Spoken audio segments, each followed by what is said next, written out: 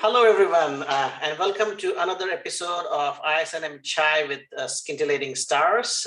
Today's scintillating star is Dr. Mark Tulchinsky, a good friend who I've known for several years. Dr. Tulchinsky has been practicing and teaching nuclear medicine at premium institutes in the US for several years, and he currently is tenured full professor of radiology and medicine at Penn State University in the fair state of Pennsylvania. So if anybody wants chocolates, I think Dr. Tulchinsky will give you some chocolates after that. His clinical practice includes the all array of FDA-approved nuclear medicine diagnostic studies, including bone scans and general nuclear medicine studies, nuclear cardiology, as well as PET-CT. He does do bone densitometry as well as radiopharmaceutical therapies. He's quite active in that. He's written a lot about thyroid cancers, which he's very passionate about. And he regularly organizes and publishes his clinical observations in various meetings. He's invited to talks at several international and national meetings. He has over 100 articles in peer-reviewed journals. He's contributed 10 book chapters. He's very involved in the society. He has served in leadership positions at the Society of Nuclear Medicine and Molecular Imaging, or SNMI, as well as the American College of Nuclear Medicine, or ACNM, and he's fellow of both organizations. Currently, he's serving as the 2021-2022 president of ACNM. He is a strong leader and a strong advocate for nuclear medicine and molecular imaging. He advocates for the field with larger institutions like American Medical Association and American College of Radiology. And he's very involved in mentoring and giving his viewpoints and helping others when they have difficult issues, when they post questions in online forums. And that is a fantastic service that he provides to the community. So with that, we have Dr. Tulchinsky.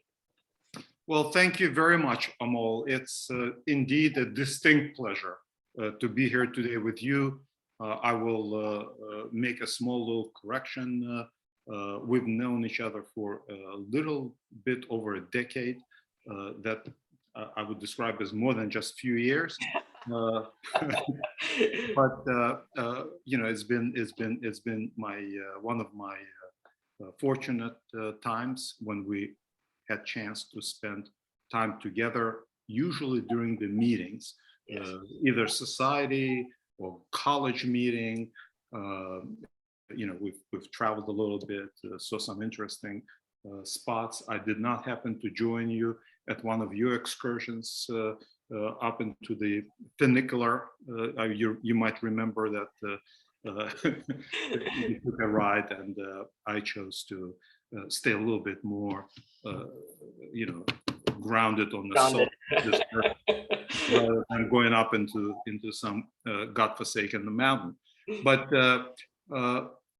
generally, it's been a very engaging and a fruitful collaboration with colleagues like yourself all over the country and abroad, as a matter of fact. And currently, very privileged, feel very privileged to be the 50th president, as it were, of the American College of Nuclear Medicine. So with that, maybe it's timely to say that the college turned 50, mm-hmm. unbeknownst to us, as it turns out. Yeah. Yeah, believe it or not, that we had to investigate how old we are. And the board of directors wisely elected to, in fact, vote on whether or not we should hold an anniversary this year. I thought that that was frankly determined by simply a thing called time, you know, age. It's like you voting when you're going to turn 25 years old. I don't know how close you are to that pivotal moment. There's still time. There's still time. There is still time. Right. So we had a little debate, and then we dug up what's called a birth certificate, or the Articles of Incorporation. Okay. And I am delighted to report to you that in April of this year, the American College of Nuclear Medicine has turned 50, which might be meaning that I'm somewhere in the range of the 50th president. I always like the round numbers. And that just made my day when I learned that I was that fortunate. Well, but on a serious note, it's been a very fruitful year for me, and I hope for those in the college. You're one of the members, and I thank you for staying with the college through thick and thin, as it were. You, of course, are also a member of several other distinguished organizations, one of which is the umbrella for our chai today. Cheers. Cheers. And I promise I did not add anything special to okay, this. Okay, I'll take your word for that. It's a pure chai. Okay. Okay. No additions from the good old Soviet times in this cup. But with that, I'm totally open. All right, let's start with our chai questions. So the first, I would like to know briefly about your journey so far. How did you come into nuclear medicine? What drove you to it? What inspires you? Who's your role model in this field, and so on? Well, thank you. It's always good to start at the beginning, and that's we already spoke a little bit about history. The Google Maps measure it exactly 500 miles from New Delhi. Okay. 500 miles from New Delhi, there is a capital city of another state. Okay. That has cherished and been a wonderful neighbor to India for centuries, even during the somewhat ruckus Soviet days. So 500 miles away, it's a bit northwest. Northwest, right? A little bit northwest. So you're a bit more of an eastern bloc, and I've always thought that I was in the eastern bloc. Go figure. Yeah, so I'm in the western bloc, as it turns out now. And of course, now both of us are, a little bit of news. We are both in a western bloc. You remember those Soviet days, and those are the days when, believe it or not, I first ran into nuclear medicine. It was one of the departments that the medical school sponsored off main campus. And when I had a rotation in nuclear medicine, when I walked in, I witnessed one of the magnificent modern pieces of equipment that was called rectilinear scanner. Okay. Just to set you in the right time frame. It was a bit close to the end of 1979. Okay. Right, and so between 1979 and 1980, I've visited with that department and observed as the machine that was a little bit noisy, typed away the dot matrix. Okay. And believe it or not, it was actually, it was in color. Yes, so the color coding of the density of the counts was expressed in a graded color from green to red and yellow, as it's currently not too uncommon, what we call a hot iron, right? So that's the machine that introduced me to nuclear medicine. I was not scared, believe it or not, because I was leading to medical school. I was an avid reader and practitioner of investigative physics. Okay. So just a little walk from my house happens to be the National Institute of Physics. Oh, okay. And radioactive materials were familiar to me, although the work that I was pulled into as a interested high school youngster, having to do with something you might also know a little bit about. It's a silkworm cocoon. Yeah. Now, silkworm, of course, is one of the things that Eastern countries produce. It's a very special type of agricultural, if you will, enterprise, and it's in scarcity, right? Not many countries make silk out of the silkworm cocoon. And our task at the National Physics Institute was to figure out, without actually ruining the cocoon, the average weight of that silkworm. Interesting. Yeah. So, and we made some headways. I never did figure out how to take the silkworm's pulse, and I was a little upset. But to my satisfaction, it worked out that the silkworm doesn't have a pulse. So that's why the experiment on that side did not work out. I'm just kidding. For those who don't know me, I do sometimes indulge myself in a little kidding exercise. But that was what led me, physics was my passion way back when. Nuclear medicine just fell straight into my lap, and the rest is history that has some positive, some a little bit, not so positive moments. And I'll be glad to talk about any of it, because as you know, the one thing you might have learned about me over the decade, give or take a few years, is that I don't usually sugarcoat anything, and I give you the way it is. You decide what you want to do with it. Definitely. That's good. That's been always my approach. I've been oftentimes warned against that policy, and I still stick with it. That's good. So moving on to the next thing. So you're now currently the president of IASNM.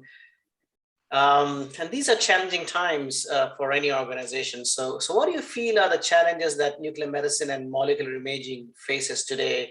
And have they changed over the past couple of decades? And how does IASNM fit into that picture? Okay. Well, not to delay, not to delay getting to your question. I would only say that everything we do, you and I, really is based on our personal and professional history. One of the things that I notice you often ask is who were the main influencers? Yeah. Mentors, right? Yes. So I thought I would point out just two out of many that I have. One of them was the chief of medicine service. I did internal medicine all 3 years. Okay. And one extra year during my introduction into the American medicine. As you know, we oftentimes encountered some doubters of our skills as we entered the American system. Right. It kind of treated us with a little bit of suspicion. With me, they were totally justified. So I did an extra year on oncology ward at the VA Medical Center as an extern. That word encodes very simply being an intern, but without the X is your pay is X'd out. Right. So no pay, but you carry with the intern's responsibility. So the whole year of that. And the chief of medicine was Dr. James Finkelstein. He had his own lab and was very skilled basic researcher, as well as delicate practitioner with an amazing bedside manner. Okay. And it is at his conferences, which were, he held bi-weekly, I think it was, conferences on journal clubs, is where I learned everything that I practice today with some modifications that I've done over time, how to analyze research, particularly clinical research. What are the key questions to ask first, second, third? And it was a very systematic way in which he did his analysis. And I still follow that to this day. So James Finkelstein, the chief of medicine, who subsequently, I think well into his 80s and maybe even 90s, stayed as the chief of research at the Washington, D.C. VA Medical Center. So the second, I stumbled into as a medical resident, at that time already paid real money. It wasn't very much, but was more than I've ever seen. Okay. You know, particularly from the first year. That was a very easy statement to make because any money was more than, you know. But I could buy my own ice cream, for example. Nice. It was. That's a perk. Yes. And so I ran downstairs because back in those days, we did everything ourselves. If you wanted to get the result of a test, you run down to where it was done, and you usually take a piece of paper and write down the results. The current digital system was not even, not even in a concept form. Okay. So if you wanted a chest X-ray, you would put the patient in a wheelchair and you wheel them down to usually the basement, where all those hideous-looking heavy machines would, assure you that they're not going to fall through to the floor below. They were in the basement, right? That's why nuclear medicine was also in the basement, heavy machines.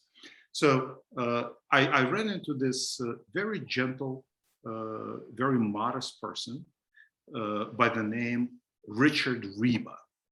Richard Reba. Richard Reba, his nickname is Dick, so Dick Reba, was the chief of nuclear medicine at GW, George Washington University. Okay. But at the same time, he was in the military for many years and was doing still a when they retire, they do that military service, and they read at the VA sometimes at the Walter Reed Hospital, the ones that work in the Washington, D.C. area. So he was reading studies in that service line that he had while being the chief. He just as a plain physician was reading out, and he was reading one of my patients. I sat with him, and I was totally amazed with his comprehension out of what looked like a bunch of dots. He somehow surmised the clinical history that I, in fact, knew. And there was, again, no hospital record that you could pull out over the internet cloud, none of that. And I was amazed. So I spent a lot of time with him, and he invited me to join him in his research laboratory. At GW, he had a research laboratory that also manufactured. So they had a GMP facility where they did their own MDP, MAA, sulfur-colloid, all, and they actually produced vials for sale, even to the. So I decided, to his surprise, to study. I wanted to study somatostatin receptor-based imaging. Okay. And that, mind you, well before Octreoscan came into being. Yeah. Anything. Yeah. So and I think the folks were somewhat skeptical that it would turn out to be anything useful ever. Indeed, I studied some receptors on the autoradiography of some tumors, and I thought that it had future. And indeed, today we know it certainly did end up having a few tremendous future. Right. So that was my first engagement with real nuclear medicine science and scientist. Okay. And he was a clinical scientist because he did clinical work. So Richard Reba, his generosity with which he approached patients and junior faculty and residents, I really took liking to the man and his, and just his whole conduct in this field. So that would be the other one. With that, I would step into your second question. Yeah. And that is the presidency. For IASNM and nuclear medicine. Right, and nuclear medicine, right. So what have changed over the past couple of decades? Yeah, in a nutshell, it's real quick, everything has changed. Yeah, for example, our field was, usually the butt of medical jokes, right? Usually folks would kid around about, nuclear medicine, conflating it jokingly with unclear medicine, and all that was then. And no one certainly wanted it. Yeah, so the way that it's changed now, everyone wants a piece of it, it seems like. Yeah. So that's the change. Why? And the reason is blatantly obvious. The reason is that we've grown to offer so many more effective, specific modalities in diagnosis as well as in therapy fields. So, and now everyone likes that word, theranostics. And that is, of course, a particular term used that combines therapy guided by diagnostics. And when it's both, particularly within nuclear medicine realm, not necessarily the same exact agent or molecular structure, but at least very similar behaving one, then it's a theranostic nuclear medicine approach. So that's becoming to draw a lot of attention. And I think what's different is that we need to recognize that the field is evolving quickly, is becoming more appealing for others. And as such, we need to have at least some recognition and understanding that while it is wonderful to have new colleagues, it is even better when they're trained well enough to, in fact, do it properly and according to the safety regulations for the radioactive substances or, open sources, unsealed sources, as well as for the safety of the patients in other terms, being treated when it's indicated and being treated for reasons that are appropriately vetted.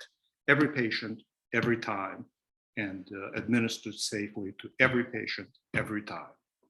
So that is what has changed. And I hope that we as a specialty recognize it. And besides the fact of being, as we always have been, very generous and very embracing, also do it with an open eyes at, are we embracing something, an opportunity to continue our progress, or potentially inviting something that will point towards the, decline. Because the way that usually, and it transcends specialties, it transcends even history of countries, the way that countries rise and fall is all depends on what they do at the most evolutionary and a pivotal moment. Mhm. We are at the pivotal moment. Interesting. So yeah, if we embrace a mode of going forward that does not bring stability and purpose and good safety practices, then it might spell out a declining future. If we in fact vet everything that we do properly and advocate on behalf of the patients for the safety and appropriateness of use of radioactive materials for therapy and diagnosis, then I think that we will only facilitate the continuing rise. It's totally up to us. Yeah. But we do have to be working together to ensure the better way forward. And if we don't, and instead choose to argue about minutia, then minutia is what we're going to be left with. I think that we ought to choose to be together on those, very important points, and work together under some umbrella that provides moving forward energy. And I have to tell you, there are different energies in different segments of our specialty. So there is a segment of our specialty that focuses on developing the science. So that has been traditionally the Society of Nuclear Medicine and Molecular Imaging. Mm-hmm. Now, there is a segment that advocates for the latter of my explanation as to how to prosper under pivotal moments in our clinical history. And I would say that that be more suitable under the umbrella of the American College of Nuclear Medicine. Mm-hmm.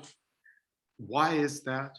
And the reason for that is that that's where the clinicians are. And frankly, we have both clinicians in both organizations, but one has to remember that there are non-clinical scientists, which we desperately need, but they are in the society, right? That's the society is composed. Clinical physicians are the smaller of the fractions that compose society as a whole. And of course, nuclear medicine physicians are the dominant, if not an exclusive, component of the American College of Nuclear Medicine. Now, you also, within your question, say molecular imaging, and I just wanted to remind you that not sure what one means when they say molecular imaging. It has been multiple times defined, and it all depends what you read into it. But I think I cannot think of any imaging that we've done without using molecular basis. Mm-hmm. And if it's so, maybe it's then redundant. For example, when I call you a mole, I don't mention Homo sapiens, that you're of the of that particular species. That is sort of redundant because we wouldn't be talking to anyone else who is not. That's the only you think speak human language, right? Yeah. So if that's the case, but one thing is not inherent, and that is therapy is not inherently built in the term nuclear medicine. So while molecular imaging, I would say, is inherently part and parcel and may not really be anything but just another fancy couple of words to add to whatever descriptor, therapy is not that obvious. And that came very avidly at one of the meetings this year. At the meeting was under the umbrella of NIH. And there's a group of physicians interested in dosimetry. They're from different subspecialties of medicine, a lot of them from nuclear medicine. And the statement was floated in real time to one of our nuclear medicine colleagues who was presenting theranostic nuclear medicine-based therapies, how they work and how they will be possibly greater part of the future. And one colleague from radiation oncology, said very,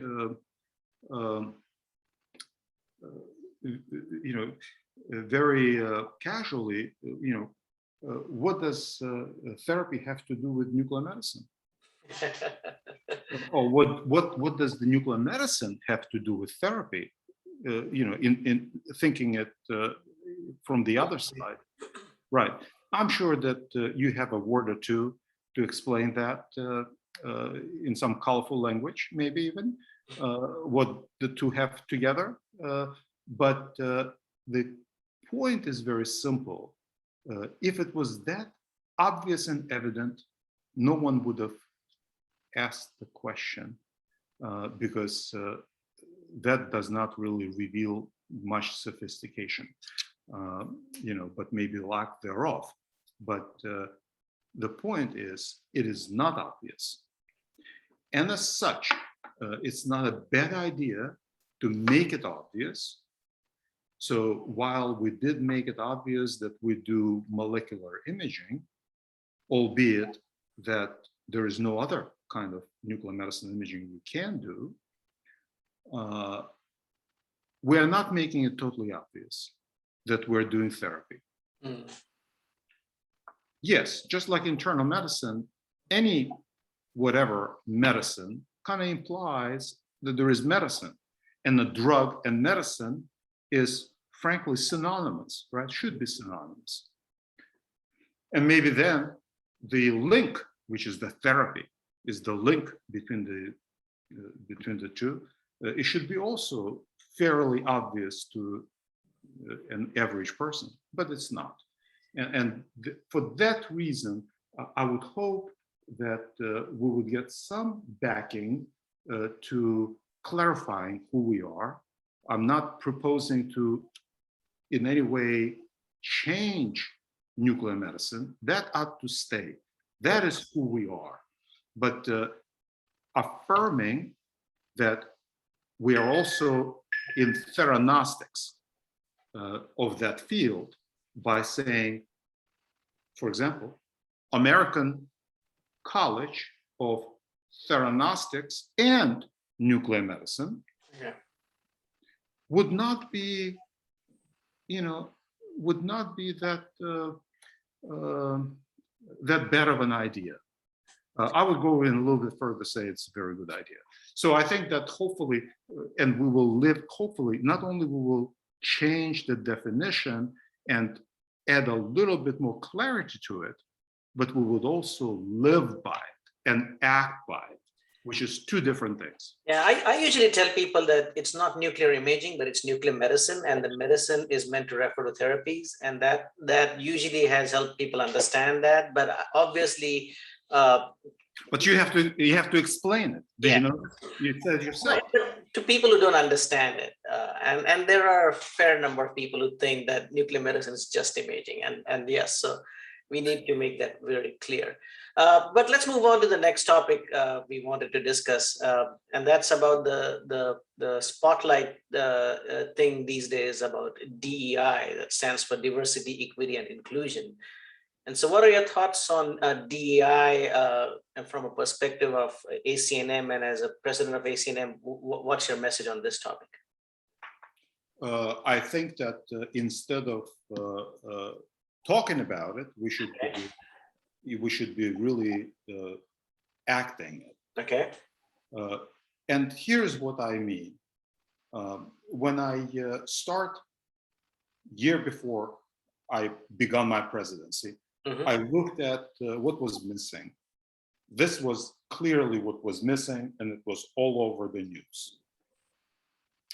So I tapped into several college members who had particular interest in the topic, because I know a lot of folks now on a personal basis, because I do try to engage. So I know what their passions and interests are. So I did identify two people that I thought would spearhead DEI, okay, diversity and inclusion.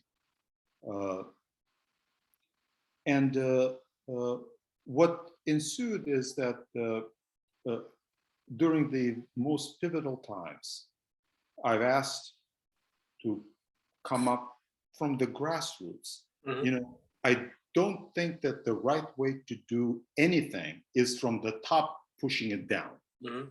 It has to either come up from the grassroots up, or it's really not real.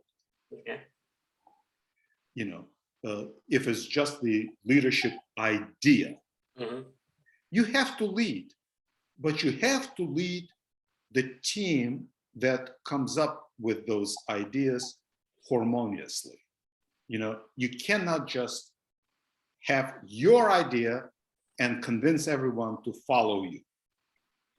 So with that, I would say that nothing has happened, and therefore it may be not an important thing for the IASNM today. Okay. I think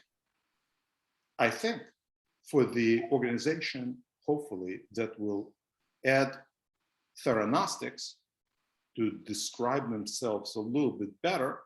And by the way, when you add the theranostics, right, T is the letter that would make it. So right now it's IASNM. So it'll be ACTNM. Okay. Or it would be pronounced as an ACT-NM.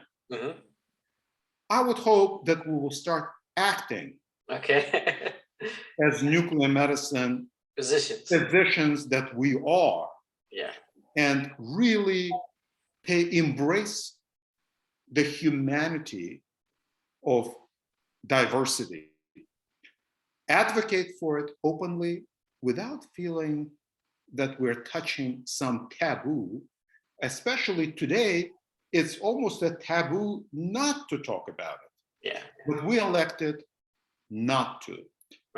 It is with regret that I have to report to you, and it is with admiration that I have to say to you that I was delighted to read a statement that I think you and your colleagues championed and posted at the time of Mr. Floyd's murder on your website. I did wanted to reread it, and so I searched for it, but Professor Google failed me, and I could not find it. And you don't have a search button on IASNM, website. It would not be a bad thing to, build in the search button. Maybe it is. I just didn't see it. Okay. Well, let's move on to another topic that's very dear to IASNM, which is mentoring. And what do you think has happened with mentoring and IASNM? Has it been generally successful or sporadically successful?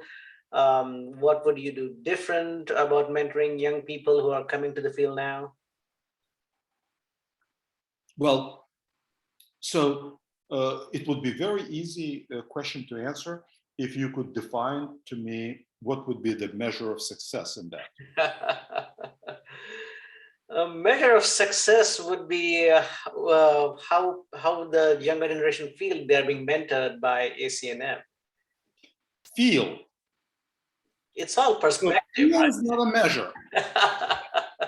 Let me say it again.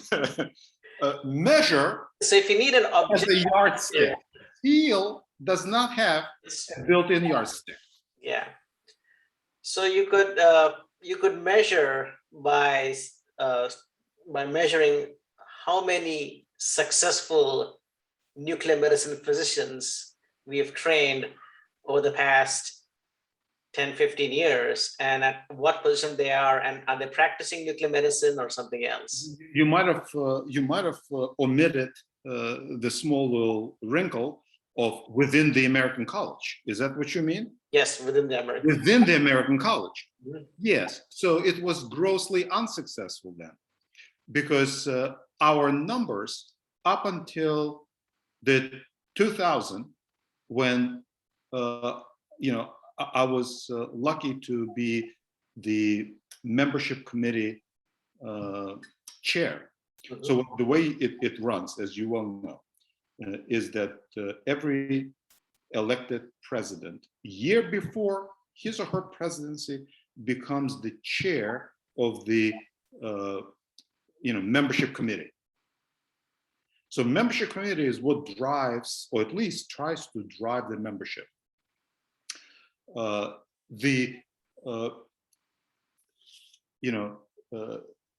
Pretty soon the temperature is going to be changing around here, and we're going to be skiing down slopes, in the local mountains. Okay. So the membership in the American College of Nuclear Medicine was similar to the, fairly introductory level, skiing slope, downhill. Okay. So I would say that if that's the metric you propose, it has not been successful. In 2000, with a lot of effort and actually acting what we preached and pushing to act what we preached, we were able to turn the slope into more of a like skiing rink, skiing. So that's right. Right. This is the first year, 2001, and 2021 is the first year from 2001 that we noticed a significant, above the noise, uptick. That's good. In our membership. It's only good if it stays. Okay. If it's just here to tease us, one would argue may not be so good. So I think if we continue to act as nuclear medicine and be unapologetic about it, also speak to the public good, which would be the DEI, and practice it, then it has a good chance that that kind of mentorship will stick, and succeed and continue its successful ride. And then we could be riding up the hill. But thus far, we just slowed the slide down. And currently, I'm more than happy to report to you that we have a significant uptick in our membership. That's good news. So let's switch gears a little bit. I'm going to skip one of the questions and go on to you as, other than nuclear medicine, what else drives you? Tell us something personal about you, your passions, your hobbies that keeps you ticking. Yeah. So wait a minute. There's something besides nuclear medicine. You're just waking up to that now? Oh my goodness. I wish somebody would have told me that. It's never too late. Never too late. So, yeah, I enjoyed. I enjoy a number of things. Yesterday, I spent half a day with a friend at the local gallery. We had an exhibit of Ron Campbell's illustrations, and if of my era, the lots was enjoyed about say Beatles. Okay. It's a bit of a past, but Ron Campbell is an Australian, so he did those very colorful sketches for, you remember that submarine, yellow submarine? and the sketches that there were those colorful yellow submarine, as it says. You know, I like to dabble in some of the. For me, a lot of things are visual, Okay. but also some of the joy in life I get from traveling and meeting other cultures on their ground. And you know, by the way, unfortunately, COVID pandemic, you know, stopped my plans. You might recall at the last, you know, last meeting, I was invited. I was invited to visit India, and unfortunately could not do that. Yeah. Could not do that because of this. The camera is moving a little bit. Yeah, I know that. I'm looking for a charger. It's actually not the camera moving. Everything is relative, as we've learned. Okay. It's I'm moving, as it turns out. I'm moving, and I'm physically moving now. You can probably see me walking to the charger. Okay. Mm-hmm. So let's wrap up with the last question. Can you hear me? Okay, I think you froze for a second. So let's move on to the next question. So, what's your parting message to others in the profession, especially to younger and mid-career professionals in the field? Any parting thoughts? It went too fast. But if we have to part, I will leave you with two thoughts, if I may. If I may. So the thought number one is that I think we can do great things, but we ought to do it together. Okay.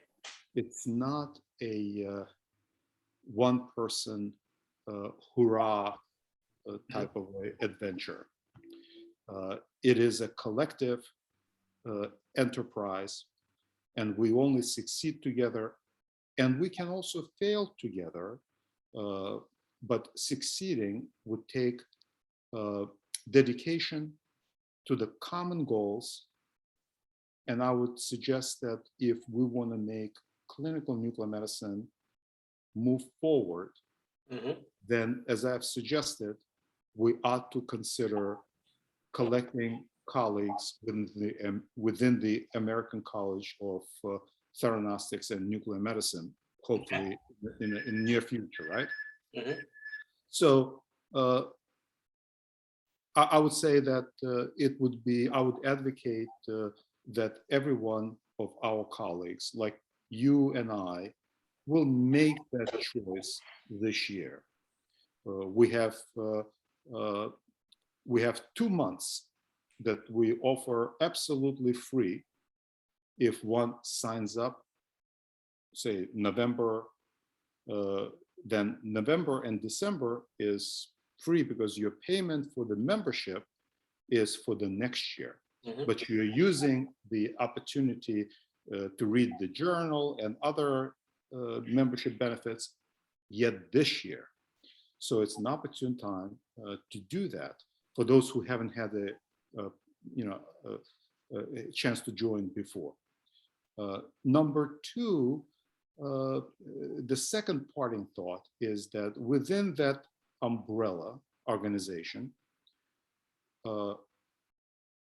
the thoughts you have only are actionable if you're not timid to share them. Okay. And I offer everyone in nuclear medicine clinical specialty to take an open mic that I've started 3 months ago now. The town hall. So it's right. It's the town hall exchange. Okay. It's not just a meeting, it's an exchange.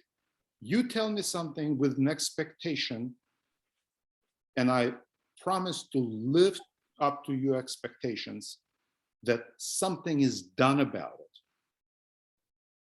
So that's an exchange. So it's a V, so town, H, whole, right? And exchange, right? It's a the meeting that we're going to have the 15th of this month, November. Okay. 8:15 Eastern Standard Time is when we're having a next meeting. It's an open meeting. It doesn't. You don't have to have a password. Well, okay. I'll put a password chai. Okay. And I'm announcing it right now. Definitely. So please come and speak up. I need to hear from folks, who are still in their early phases of development, because it's a very important to hear the grassroots, not just to whisper, but speak up and let the leadership, they need to know how and where to lead. Without your spoken out thought, you cannot assume that they know. Definitely. So please be explicit and say exactly what's on your mind to the people that are likely to do something about it. Definitely. So that's my other parting thought. I hope those are very good. I'll see everyone on the 15th at 8:15 p.m. You notice that the time is such that it will accommodate the a lot of people, east and west and everywhere in between. It's for you, the administrative side of IASNM or any other administrative side might not even be there because they don't work in those evening times, and we can't expect that. But and we don't work. But this is something we do that's beyond just work. It's not work. And in fact, I haven't worked in a very, very long time if you define work as a labor that makes you tired. I only find, it to be energizing when I work for the benefit of folks, younger folks, in our specialty. Definitely. And thank you very much for your interest. It's really been a pleasure. Thank you, Mark. Thank you for being so upfront, and we really appreciate it. So I'm going to stop the recording now.